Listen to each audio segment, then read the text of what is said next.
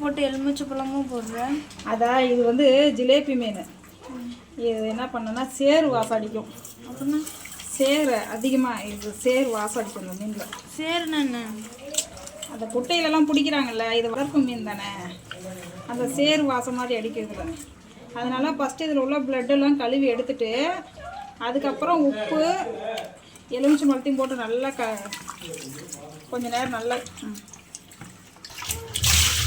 இப்போ வந்து அந்த எலுமிச்சை பழம் ஸ்மெல்லும் தான் இருக்கும், சேறு வாசம்லாம் போயிடும் சுத்தமாக நம்மளுக்கு.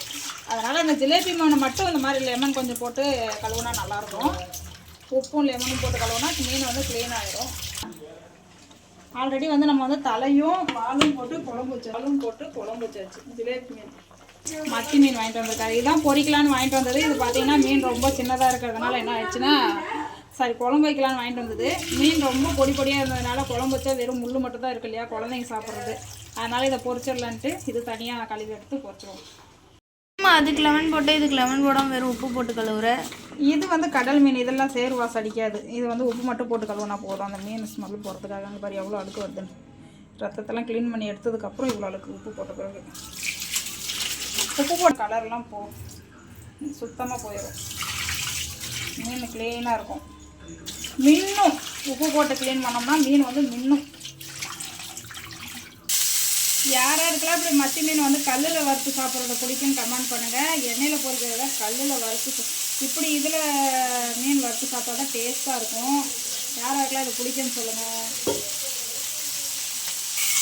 யாருக்கு இந்த மாதிரி வால் தலையெல்லாம் போட்டு பொரிச்சா பிடிக்கும் சொல்லுங்கள். எனக்கு ரொம்ப பிடிக்கும். ஒவ்வொருத்தருக்கும் ஒவ்வொரு டேஸ்ட்டு. எனக்கு பிடிக்கும். நான் குழம்பு வைக்கிறேன்ட்டு எப்படி படுத்துட்டு பார்க்குறேன் பாரு. அங்கே பாருங்க, இப்படி தான் படுத்துக்கிட்டு பார்ப்பான் நான் குழம்பு வைக்கிறது எப்போ சமைச்சு முடிப்பாங்கன்னு. ஏன் சாணு மூஞ்சி எப்படி வச்சுருக்க? இங்கே பாருங்கள், தோசைக்கல்லில் வறுத்தாச்சு. யாருக்கெல்லாம் இப்படி வறுத்தா பிடிக்குன்னு பார்க்கலாம். கொண்டு போய் கொடுக்கலாம். எல்லாம் சாப்பிட்டு எப்படின்னா சொல்கிறாங்கன்னு பார்ப்போம். ஜிலேபி மீன் வறுவல், மத்தி மீன் வறுவல், ஜிலேபி மீன் குழம்பு, அடுத்து ரசம். இதுதான் எங்கள் வீட்டு ஸ்பெஷல். பிடிச்சிருந்தா லைக் பண்ணுங்கள். உங்களுக்கு யாருக்கெல்லாம் ஜிலேபி மீன் பிடிக்குன்னு கமெண்ட் சொல்லுங்கள். ஓகே, பாய்.